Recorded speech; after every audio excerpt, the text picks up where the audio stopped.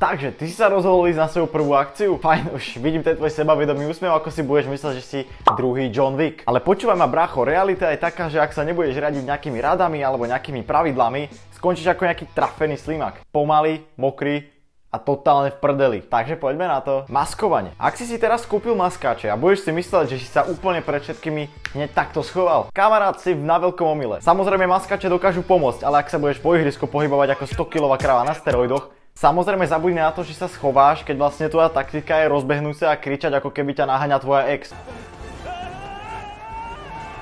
Alebo kebyže sa plážiš po zemi, jak máš epileptický záchvat, nepomôžu ti maskače, ani keby si oblečený ako zasratý strom. Takže nejaká rada odo mňa. Pre vás, schovaj sa, nehyb sa a nevydávaj zvuky, ako keby si dostal nejaký astmatický záchvat už po 3 krokoch od respawn. Ak si na celý airsoftový deň zbalil len 2 energetiaky, ver tomu, že sa budeš po 2 hodinách triasť, ako keby si zabehol maratón, ktorý si nikdy neabsolvoval. Dones si prosím ťa niečo, čo aspoň funguje. Nejakú vodu, nejaké toasty, nejaké sendviče, aby si mal dostatok energie. Ale nie! Tuto si nejakí experti zbalia nejaké zázračné energetické géliky, ktoré kúpili z Instagramu, s tým mindsetom, že keď si to dajú, budú mať dostatok energie. Práve naopak, skôr sa dosereš za kríkom a dostaneš bebečko do ryti od snajpera, ako keby si mal mať energiu.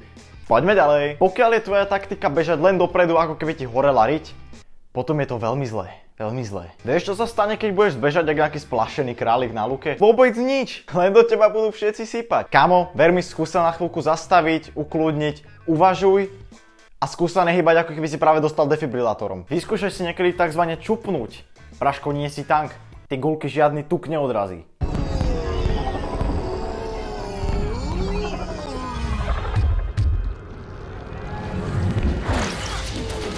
Komunikácia. Veľmi dôležitá vec. Či už komunikuješ cez vysielačku alebo bez, je to rovnako dôležité. Ak si myslíš, že teraz celý les vyčistíš od nepriateľov bez toho, aby si komunikoval a spolupracoval s tímom, kámo, budeš stratený ako nejaký turista v Chorvátsku, ktorý ešte zahodil mapu. Kámo, keď na teba teammate kričia, tak im aspoň odpovedz. Neboj sa, nechcú ťa nikam pozvať na večeru. Chcú vlastne vedieť, či ešte dýcháš. A či ťa niekto nezložil za najbližším kríkom. A taktiež neskúšaj hovoriť nejaké kódové signály, ktoré poznáš len ty. Ver mi, že nikto nevie, čo znamená pozícia X5 pri Roxorovom stĺpe. Idiot! My vieme, že si len v lese. Výbava! Ak si zbalil viacej gadgetov ako James Bond, ver mi, že 3/4 z nich ani nevyťahneš. Máš laser, svietidlo, prvú záložnú zbraň, druhú záložnú zbraň a ešte aj nôž. To je fajné. A fajné bude aj to, že pri prvom zásahu, keď sa zohneš, všetko ti je na zem. Najprv by si sa mal naučiť, ako funguje hlavná zbraň, či predtým, ako sa budeš hrať na SWAT team. Každopádne taký bonusový tip, ktorý vám zachráni určite život, je riadte sa podľa pravidiel. Prečítajte si vždycky, keď ideš na ihrisko, pravidlá toho ihriska. Vieme všetky nejaké všeobecné pravidlá, ako je musíš priznávať, nemôžeš blindfirovať, toto všetko poznáme. Ale konkrétne ihrisko môže mať nejaké svoje vlastné pravidlá. Ako strieľať cez nejaké otvory môžeš, cez nejaké nemôžeš. Treba si to dobre naštudovať. Aby si sa proste vyhol nejakým potičkám s nejakými 40 ročníkmi, ktorí to proste berú ten airsoft sakra vážne. A my sa chceme len zabaviť. Nikoho sa teraz nechcem dotknúť, je to len vtip. Každopádne, to by bolo všetko z dnešného videa, ako prežiť.